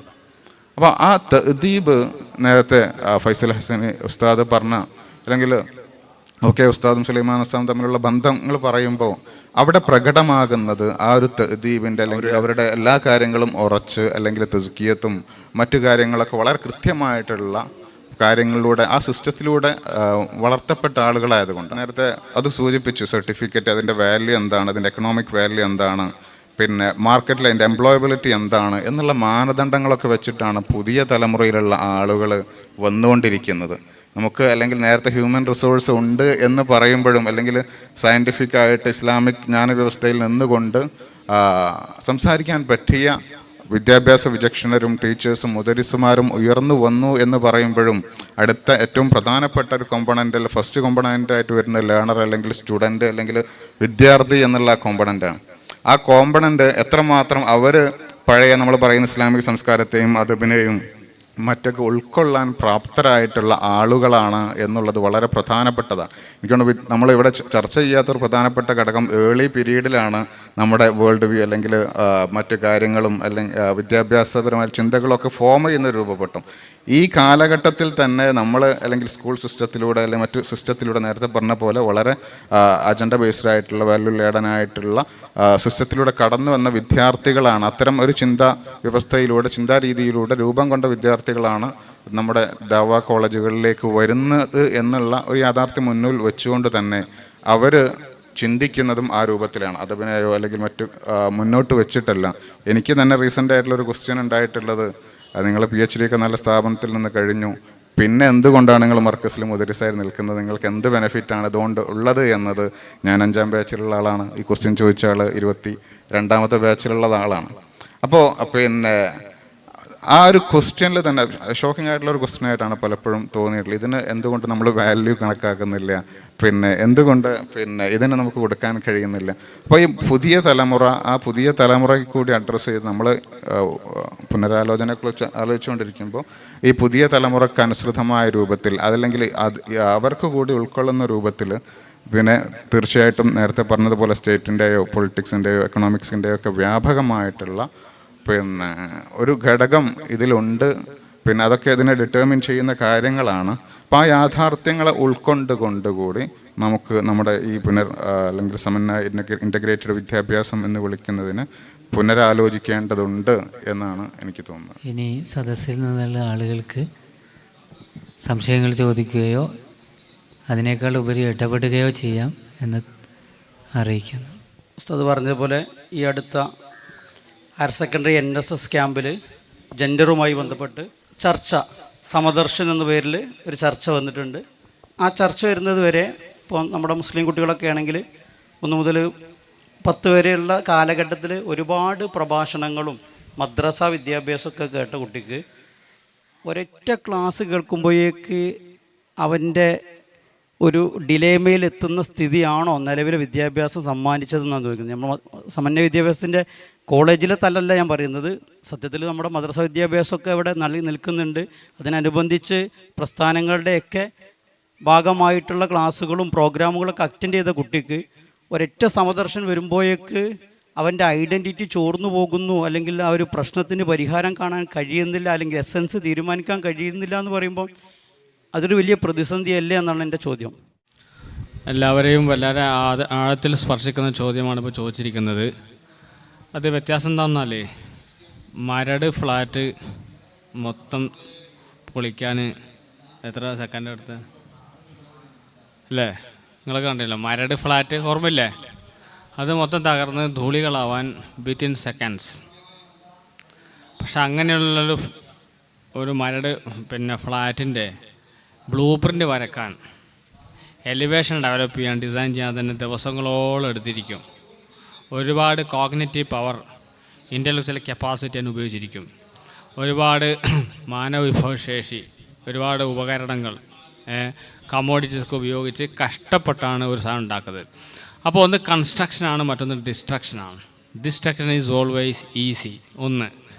രണ്ടാമത്തത്, ഇവിടെയുള്ള കൺസ്ട്രക്ഷൻ എന്ന് പറയുന്നത് ഒരുതരം പോസിറ്റീവ് സ്പിരിച്വൽ കൺസ്ട്രക്ഷനാണ്, മറ്റേത് ഒരുതരം ഇബിലീസിൻ്റെ ഡിസ്ട്രക്ഷനാണ്. അപ്പോൾ രണ്ടും കമ്പയർ ചെയ്ത് നോക്കുമ്പം സ്വാഭാവികമായിട്ടും ഒന്ന് ഉണ്ടാക്കി നിർമ്മിച്ചെടുക്കുക എന്നുള്ളതിനേക്കാൾ സ്വാഭാവികമായിട്ടും പ്രകൃതിപരമായി തന്നെ നശിപ്പിക്കുക എന്നുള്ളത് എളുപ്പമാണ്. ആ ഒരു തിയറിയിൽ വർക്ക് ചെയ്യുന്നുണ്ട്. രണ്ടാമത്തത് പിന്നെ ഒരു സിസ്റ്റം തകർന്നു കിട്ടുക എന്നുള്ളത് ആർക്കും ഇഷ്ടമാണ്. ഇപ്പം നമ്മളെല്ലാവരും മനുഷ്യന്മാരാണ്. മനുഷ്യന്മാരതിൻ്റെ അർത്ഥം ജന്തുക്കളാണെന്നാണ്. ഹയവാനും നാത്തിക്കാണ്. ആ നാത്തിക്കം കൊണ്ട് മാറ്റി നമ്മളൊക്കെ ഹയവാനാണെന്ന്, മൃഗങ്ങളാണ്, ജന്തുക്കളാണ്. അപ്പോൾ മനുഷ്യന് ജന്തു സഹജമായ ചില സാധനങ്ങൾ നമ്മുടെ ഉള്ളിലുണ്ടാവും. അത് മതം ഉള്ളത് കൊണ്ടോ വിശ്വാസം ഉള്ളത് കൊണ്ടോ ദൈവം ഉള്ളത് കൊണ്ടോ ഒന്നുമല്ല. ഇപ്പോൾ ഈ ഒരു ഹാളിലേക്ക് നമ്മൾ ചായ വിതരണം ചെയ്താൽ വിത്തോട്ട് എന്ന് പറയാൻ കുറച്ചാണെങ്കിലൊക്കെ ഉണ്ടാവും. ഒക്കെ ചെറിയ കുട്ടികളാണ്, എന്നാൽ ചിലപ്പോൾ ഉണ്ടാവും മതി. ഈ വിത്തോട്ട് ആവശ്യപ്പെടുന്ന ആളുകൾക്ക് മധുരം ഇഷ്ടമില്ലാഞ്ഞിട്ടല്ല, പ്രകൃതിപരമായ മധുരം എല്ലാവർക്കും ഇഷ്ടമാണ്. സദ്യാവട്ടത്തിൽ ഇരുന്നാൾ ചപ്പാത്തി ഇല്ലേ, ചപ്പാത്തി വേണമെന്ന് പറഞ്ഞ ആൾക്കാരാണ്. അവർക്ക് ചപ്പാത്തി ഭയങ്കര ഇഷ്ടമായിട്ടും ഈ കൊണ്ടുവച്ച ആടുമന്തി വേണ്ടാഞ്ഞിട്ടുമല്ല. പിന്നെന്താ, ബുദ്ധി വർക്ക് ചെയ്യുന്നുണ്ടാ. മനുഷ്യന് വകതിരിവ് വേർതിരിവുള്ളത് കൊണ്ടാണ്. എനിക്ക് ആടുമന്തി ശരീരത്തിൽ വളരെ ഇഷ്ടമാണ് കഴിക്കാൻ സാധിക്കും, പക്ഷേ അത് കഴിച്ചാൽ ഞാൻ ഡയബറ്റിക് ആണ്, നാളെ മറ്റന്നാൾ എനിക്ക് പ്രശ്നങ്ങൾ വരും, ഡോക്ടർ കഴിക്കരുതെന്ന് പറഞ്ഞു. അപ്പോൾ കഴിക്കരുത് എന്ന് പറയുന്ന എൻ്റെ ശരീരത്തിന് ഇഷ്ടമല്ലാത്ത നിയമത്തെ ഞാൻ ഒരു കഴിക്കുന്ന കരിഷ്ടം പോലെ കഴിക്കുന്നത് ഫോർ സം കോൺസിക്വൻസസ് എന്നുള്ളതാണ്. അപ്പോൾ ഇങ്ങനൊരു സ്ഥലം ഇതിൻ്റെ അടിസ്ഥാനത്തിലുണ്ട്. അപ്പോൾ നമ്മളിങ്ങനെ നമ്മുടെ മൃഗപരമായ പല തൃഷ്ണങ്ങൾ പിടിച്ചു വെക്കുന്ന സമയത്ത് അതും പൊട്ടിത്തെറിക്കുന്ന 17-ാം വയസ്സിൽ എടോ ഇതൊന്നും വേണ്ട, ഞാനും നീയൊക്കെ തുല്യമാണ്, കെട്ടിപ്പിടിച്ചോളൂ, സംസാരിച്ചോളൂ, ആര് പറഞ്ഞാലും എന്ത് ചെയ്യും, പെട്ടെന്ന് പൊട്ടും. അത് രണ്ടും രണ്ട് തന്നെയാണ്. അപ്പോൾ അതുകൊണ്ട് തന്നെ അത് കേവലം ഒരു വിശ്വാസ സംഗതിൻ്റെ ഉപരിയായിട്ട് മനുഷ്യൻ്റെ ഉള്ളിലുള്ള പല സാധനങ്ങളും പൊട്ടിച്ചെറിയാനുള്ള ഒരു വ്യഗ്രത എപ്പോഴും ഉണ്ടാവും. അതുകൊണ്ടാണല്ലോ ഹദീസിൽ കണ്ടില്ലേ, ഹുജിബത്തിൻ നാറു അല്ല ഹുജിബത്തിൽ ജന്നത്തു ബിൽ മക്കാരിഹീന ഹുജിബത്തിൻ നാറു അല്ലേ ബിൽ മഹാസിൻ, അങ്ങനെയാണ്. അപ്പോൾ നമുക്ക് സ്വർഗമാകുന്ന വലിയ സാധനം കിട്ടാൻ കഷ്ടപ്പെട്ട് പ്രയാസപ്പെട്ട് സഹിച്ച് ത്യജിച്ച് നിന്ന് നേടേണ്ട സാധനമാണ് നമ്മുടെ ശരീരത്തിൻ്റെ. ഇത് മാത്രമല്ല, പിന്നെ സ്വർഗം മാത്രമല്ല, എല്ലാ നേട്ടവും അങ്ങനെയാണ്. നിരീശ്വരവാദിയായ ഒരു രാജേഷ് 3:30 മണിക്ക് നല്ല തണുപ്പുള്ള ഡിസംബർ മാസം നല്ല സുഖമുണ്ട് ഉറക്കാൻ അലാറം വെച്ച് എഴുന്നേൽക്കുകയാണ്. അപ്പോൾ ശരീരം പറയുന്നത് എണീച്ചോന്നല്ല, കുറച്ചും കൂടി ഉറങ്ങിയ രാജേഷ് എന്നാ, നല്ല സുഖമുണ്ടല്ലോ, എന്താ ഇപ്പോൾ എണീക്കുന്ന ഉറങ്ങുന്നത്, അല്ല ഓനെന്ന് 9:00 എക്സാമിന് അറ്റൻഡ് ചെയ്യാണ്ട് ഒന്നുകൂടി പഠിക്കാനുണ്ട്. വേറെ ഒരു സെൻറ്റ് പോൾ, ഒരു പോൾ, അദ്ദേഹം 6 മണിക്ക് എണീക്കുകയാണ്, നല്ല സുഖമുണ്ട് ഉറങ്ങാൻ. എന്താ എണീക്കാൻ കാരണം, ഫ്ലൈറ്റിന് പോകണം, 2 മണിക്ക് ഫ്ലൈറ്റാണ്, ഇപ്പോഴേ പോയാലേ എത്തുള്ളൂ. അപ്പോൾ ചില കോൺസിക്വൻസ് മുമ്പുള്ളത് കൊണ്ട് നമ്മളെ തന്നെ നിയന്ത്രിക്കുകയാണ്. ഈ നിയന്ത്രണം മനുഷ്യന് അടിസ്ഥാനപരമായിട്ട് ഇഷ്ടമല്ല.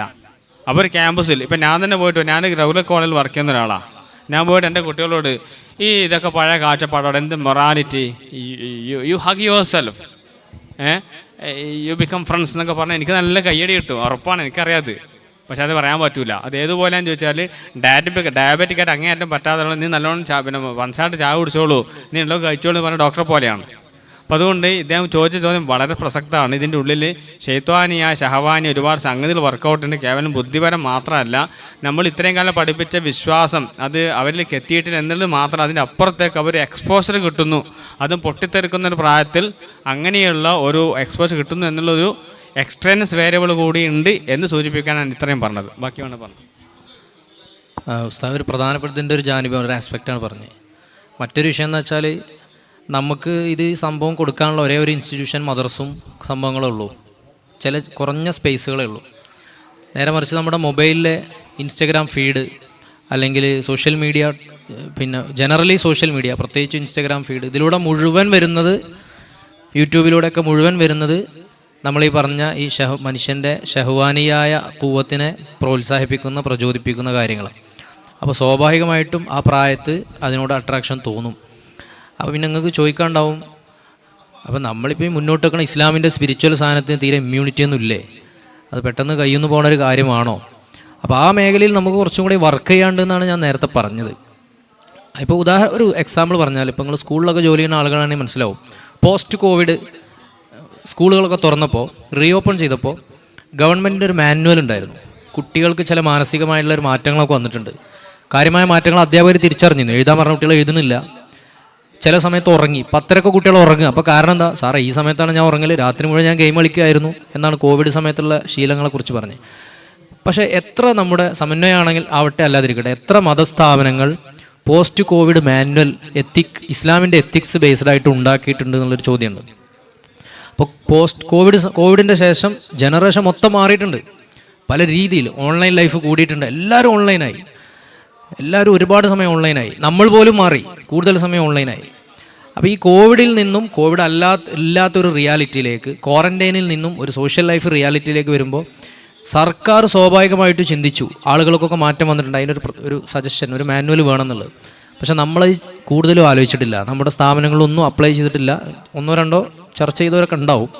ചിലപ്പോൾ സ്റ്റാഫ് മീറ്റിംഗ് കൂടി ഒരു പ്രത്യേക തീരുമാനങ്ങളൊക്കെ എടുത്തിട്ടുണ്ടാവും എന്നല്ലാതെ അധ്യാപകർക്ക് ഒരു ഗൈഡൻസ്, ഒരു ബുക്ക്ലെറ്റോ മറ്റോ കൊടുത്ത് കോവിഡിന് ശേഷം വരുന്ന കുട്ടികൾക്ക് ഇനിയും മാനസിക പ്രശ്നങ്ങൾ ഉണ്ടാവും, അതുകൊണ്ട് അത് ഡീൽ ചെയ്യാൻ നിങ്ങൾ ഇന്ന രീതിയിൽ പ്രവർത്തിക്കണം എന്നൊരു സംഭവം കിട്ടിയിട്ടുണ്ടാവില്ല.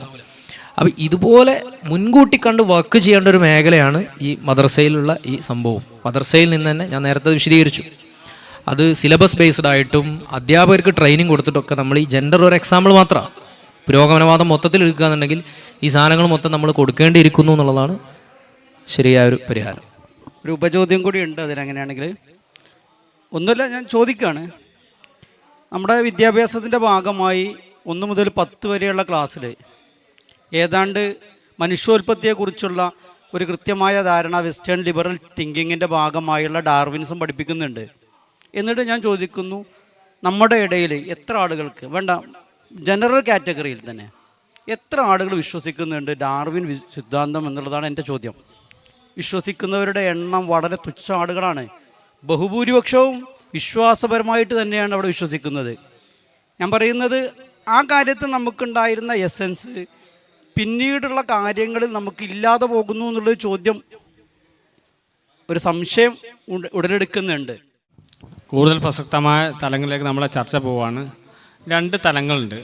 ഒന്ന് പഠിതാവിൻ്റെ കോഗ്നിറ്റീവ് ആസ്പെക്ട്സ്, ശൈക്ഷണികമായ തലം. മറ്റൊന്ന് എഫക്റ്റീവ് ഡൊമൈൻ, കുട്ടിയുടെ വൈകാരിക തലം. സുഹൃത്ത് ഇപ്പോൾ സൂചിപ്പിച്ച കാര്യങ്ങൾ കുട്ടിയുടെ കോഗ്നിറ്റീവ് തലവുമായി ബന്ധപ്പെട്ടതാണ്. ഇന്ന് മാത്രമല്ല, ഈ അടുത്ത നിലവിൽ വന്ന മുമ്പ് ഒരു 10-25 വർഷം മുമ്പ് ഉണ്ടായിരുന്ന നിരീശ്വരവാദ പ്രസ്ഥാനങ്ങളുടെ ആളായിരുന്ന യു കലാനാഥൻ, കോവൂര് പോലെ ആളുകളൊക്കെ ഈ കോഗ്നിറ്റീവ് അല്ലെങ്കിൽ ഇൻ്റലക്ച്വൽ ഡിസ്കോഴ്സുമായിട്ട് വന്നവരായിരുന്നു. ഇപ്പോൾ അവിടെ നിന്നൊക്കെ നമ്മൾ മാറി. ഈ പുതിയ സമൂഹത്തിന് നിങ്ങളെ കോഗ്നിറ്റീവ്സും വേണ്ട, അതിൻ്റെ ഇൻ്റലക്ച്വലും വേണ്ട, നിങ്ങളെ പ്രമിസസും വേണ്ട, ഓരോ ഉണക്കപ്പുള്ളാക്കും വേണ്ട, ഓർക്ക് ചിന്തിക്കാനൊന്നും വേണ്ട. ഇപ്പം നടക്കുന്നത് എപ്പിക്യൂറിയനിസം, ജീവിതം ആസ്വദിക്കുക. എന്ത് സിദ്ധാന്തം, എന്ത് തിയറി, കാൾ മാർക്സ് അവിടെ എന്ത് പറഞ്ഞോട്ടെ, ഞങ്ങൾക്ക് എന്താ, അതൊന്നും ഇപ്പോഴത്തെ ആൾക്ക് വിഷയമല്ല. ഇപ്പം പറയുന്നത് ഇമോഷണൽ ഔട്ട്ബേസ്റ്റാണ്. രണ്ടും രണ്ടായി തന്നെ വ്യവച്ഛേദം മനസ്സിലാക്കാൻ ഞാൻ പറഞ്ഞു. അതുകൊണ്ടാണ് ചിന്താപരമായി കൺഫ്യൂഷനാക്കുന്ന ആശയങ്ങൾ സ്കൂളിൽ പഠിപ്പിച്ചാൽ കുട്ടികൾക്ക് അതൊരു വലിയ വിഷയമൊന്നുമില്ല, അത് കുട്ടികൾ അതിലേക്ക് പോകുന്നില്ല. അതേസമയം 17-18 വയസ്സിലെ കൗമാരക്കാരികൾ ആളുകളോട് നമുക്കങ്ങ് ജീവിതം ആസ്വദിക്കാടോ, നീ എൻ്റെ തട്ടെടുത്ത് അങ്ങോട്ട് മാറ്റി, നമുക്ക് ഇങ്ങനെയാക്കാമെന്ന് പറയുമ്പം അത് നമ്മുടെ ചിന്താപരമായ ദൈഹികമായ തലത്തിൽ സ്വാധീനിക്കുന്നത് പോലെയല്ല, കുട്ടിയുടെ ഇമോഷണൽ ആസ്പെക്റ്റിനാണ്. അതൊന്നും പെട്ടെന്ന് തീപ്പാറും, പെട്ടെന്ന് കത്തിപ്പിടിക്കും. അതാണ് വ്യത്യാസം. ഒന്ന് കോഗ്നിറ്റീവാണ്, ഇൻ്റലക്ച്വലാണ്, മറ്റൊന്ന് ഇമോഷണലാണ്, എഫക്റ്റീവാണ്. 1-2 കാര്യങ്ങൾ. എൻ്റെ ഒരു ബാക്ക്ഗ്രൗണ്ട് സാമൂഹിക ശാസ്ത്രവും നരവംശാസ്ത്രം ആയതുകൊണ്ട് നമ്മളാദ്യം മനസ്സിലാക്കേണ്ടത് 2-3 കൺസെപ്റ്റുകൾ നേരത്തെ പറഞ്ഞ മോഡേൺ സെൽഫ് അല്ലെ മോഡേൺ കോമൺ സെൻസ് എന്ന 2 കാര്യങ്ങളുണ്ട്. നെഫ്സ് എന്ന് പറയുമെങ്കിലും modern self the rise and triumph of modern self എന്ന് പറഞ്ഞിട്ട് വളരെ നല്ലൊരു ബുക്ക്, കാൾ ട്രൂമാൻ. അപ്പോൾ ഈ മോഡേൺ സെൽഫിൻ്റെ എസ്തെറ്റിക്സ്, സെൻസിബിലിറ്റീസ്, ഇത്തരം കാര്യങ്ങൾ വളരെ വ്യത്യസ്തമാണ്.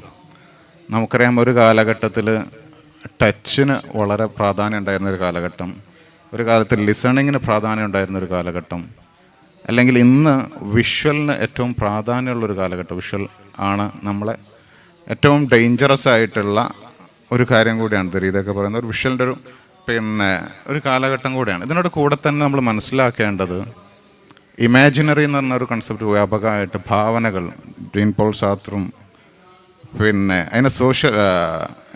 ബെനഡിക്റ്റ് ആൻഡേഴ്സന് നാഷണൽ കമ്മ്യൂണിറ്റീസിന് ഇമാജിൻ ചെയ്യുന്നുണ്ട്. പക്ഷേ സെക്കുലർ ഇമാജിനറീസ് അല്ലെങ്കിൽ ചാൾസ് ടൈലർ സോഷ്യൽ ഇമാജിനറീസ് എന്ന് പറഞ്ഞൊരു സംഭവമുണ്ട്.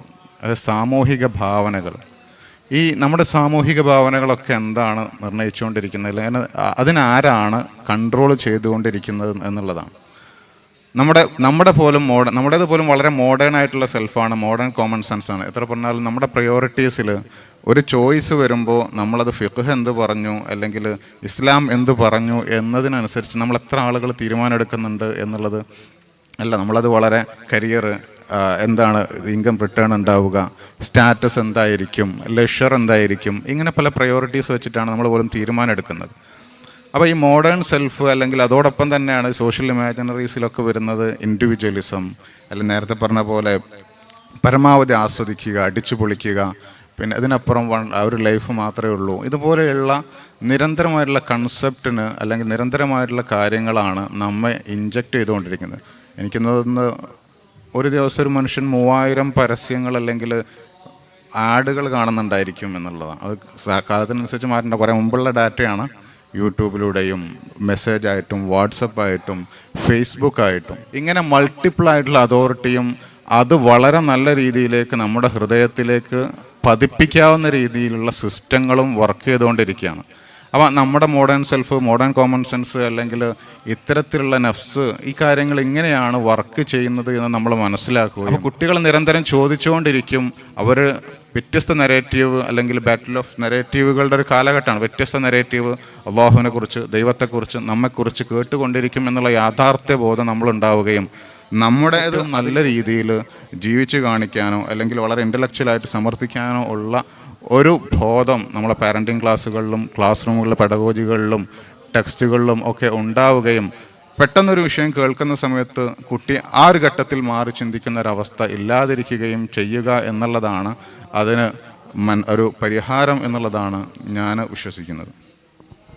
നമ്മൾ ഇപ്പോൾ പറഞ്ഞുകൊണ്ടിരിക്കുന്നത് നമ്മുടെ മതവിദ്യാഭ്യാസത്തിൽ ഏർലി ചൈൽഡ്ഹുഡ് മുതൽ തന്നെ ഇമ്മ്യൂണൈസേഷൻ അല്ലെങ്കിൽ വാക്സിനേഷൻ എന്നൊക്കെ നമ്മൾ വിളിക്കുന്ന പ്രക്രിയകൾ എങ്ങനെ വിദ്യാഭ്യാസത്തിൽ കൊണ്ടുവരാൻ പറ്റും എന്ന് തന്നെയാണ്.